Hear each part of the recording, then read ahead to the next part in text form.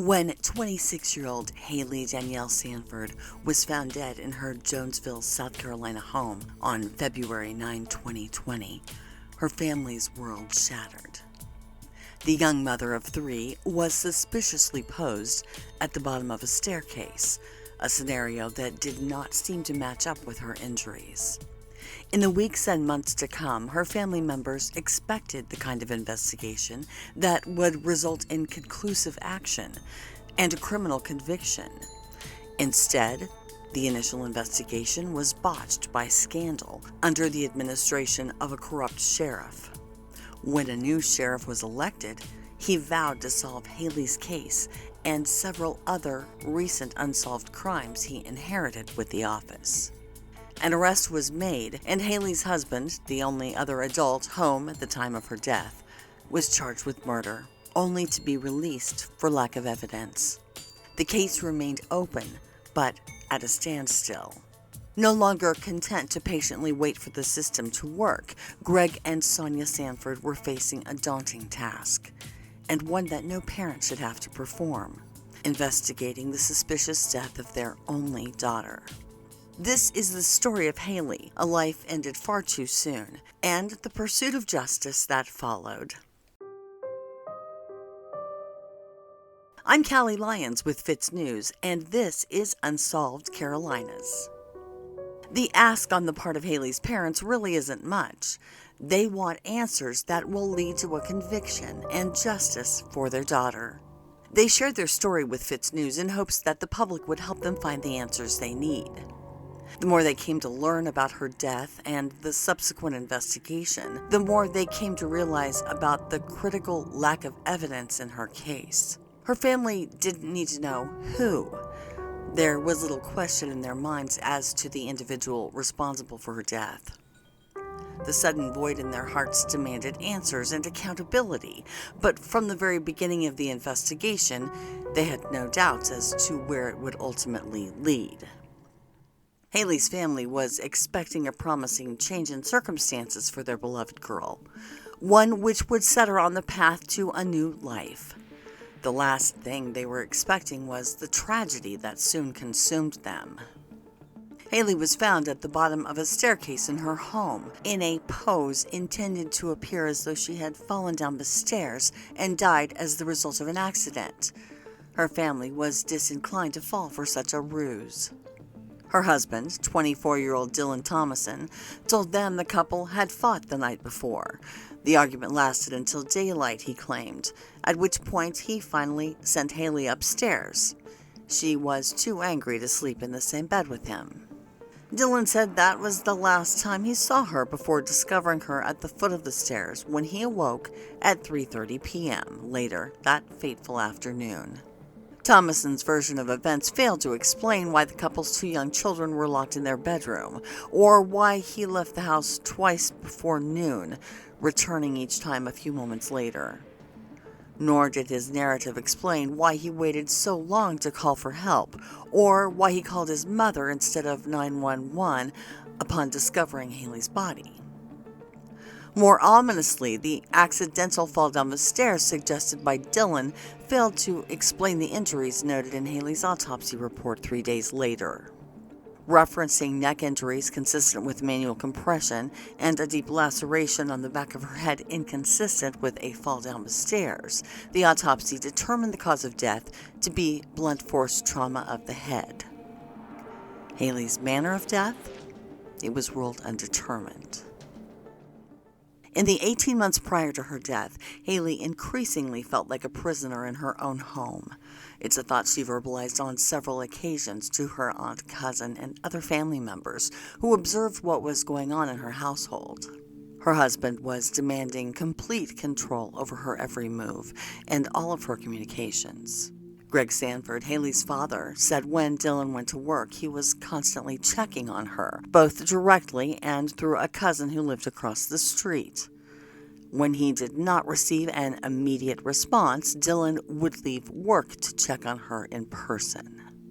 When he left their house for any reason, Dylan would allegedly take the Wi-Fi router with him so Haley could not access the internet. Her attempts at working a job of her own were thwarted by the sabotage of her car, which made it impossible for her to go anywhere. Outings with family members, and with her mother in particular, met with similar interference when he intercepted her messages and responded as if the negative messages were coming from Haley. About 6 weeks prior to her death, Dylan allegedly made Haley's phone disappear and pretended she lost it. Unable to stand such constant, crippling control, Haley made a plan to part ways with Dylan as soon as the family's income tax money became available. Family members were aware of her plans, but did not realize the peril she was in. The most dangerous time for a woman in an abusive relationship is when she decides to leave her abuser. Stunned, Haley's loved ones waited for an arrest. Dylan was arrested within weeks on a series of drug charges for which he did not see significant consequences, according to court records. 16 months passed before he was arrested and charged with Haley's murder. By that time, he was already remarried. The investigation into Haley's death may have fallen victim to a corruption scandal that was shaking up the Union County Sheriff's Office at the time. 10 days prior to Haley's death, FITSNews reported then Union Sheriff David Taylor was the subject of a corruption investigation involving allegations of embezzlement and sexual impropriety. A substantial amount of evidence against him was discovered in the diary of a former female employee who had committed suicide. It was not the first time the three-term sheriff was in trouble for this kind of behavior, but it would be the last time. Sheriff Taylor, who clearly had other things on his mind at the time, was indicted in July 2020 and charged with misconduct in office and disseminating obscenity in the midst of his campaign for re-election. When Sheriff Jeff Bailey took the reins in 2021, he inherited 3 unsolved murders and 3 suspicious deaths, including that of Haley Sanford. The other victims included Christopher Reinhart, Curtis Bomar, Jabri Brandon, Jessica Ashmore, and Kevin Ammons.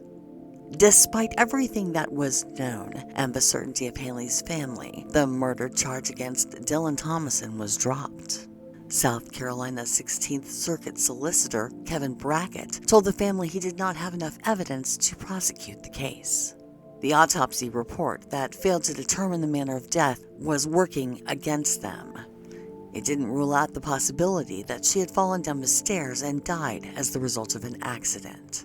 Justice remained elusive. Greg and Sonia Sanford were already frustrated with the situation when they asked the public for help and began collecting evidence on their own. It took time, but they were able to uncover new information from multiple sources. First, they discovered evidence that Haley tried to get help on the night she was killed. This alone wasn't enough to rally the cooperation of those who had the authority to act. So they decided to do something unimaginable, something no parent should have to do. They went back to the scene of the crime. They found evidence that had gone undetected by the professionals. What they discovered appears to provide unmistakable clarity about the nature of Haley's death and stands in direct contradiction to the theory that her death could have been caused by a fall down the stairs. FITSNews has seen the evidence. However, it is not being publicly released at this time because there is still hope it could be used in a court of law. When Greg Sanford contacted the authorities offering this proof of his daughter's murder, he expected a reaction far different than the one received. The Sanfords hoped getting authorities to take another look at the crime scene would be as simple as making a phone call. They were extremely disappointed when instead they were told without explanation that there would be no follow-up. It is, after all, an open case. Unlike before, when their questions were shut down by investigators, they were no longer acting solely on parents' intuition. They had valid evidence of the crime that led to Haley's death. They could prove it was murder and not an accident. They had proof. The request was not for the investigators to use their evidence, but for law enforcement to revisit the crime scene and conduct an analysis of their own. For reasons unknown, their requests continue to go unheeded. The opportunity for collecting this game-changing evidence effectively denied without explanation. As this family continues their quest for justice, FITSNews is following their efforts and demands for accountability. Anyone with information about the case is encouraged to come forward. It could be something seemingly small that moves the case in very big ways. Tips can be made confidentially through Crime Stoppers. Of course, the crew at FITSNews is always happy to receive information and protect our sources. If you know something, it's time to say something. For justice for Haley. FITSNews reached out to the Union County Sheriff's Office and the South Carolina State Law Enforcement Division for comment on these latest developments. A spokesperson for a SLED is looking into it. Union County Sheriff Jeff Bailey has yet to respond. Likewise, a FOIA request for records pertaining to the case remains unanswered. Unsolved Carolinas, sponsored by our friends at Bamberg Legal, is a new series by FITSNews devoted to shining a spotlight on cases which have fallen off the front page. We hope to tell the stories of those individuals who are seeking answers and justice on behalf of their lost loved ones.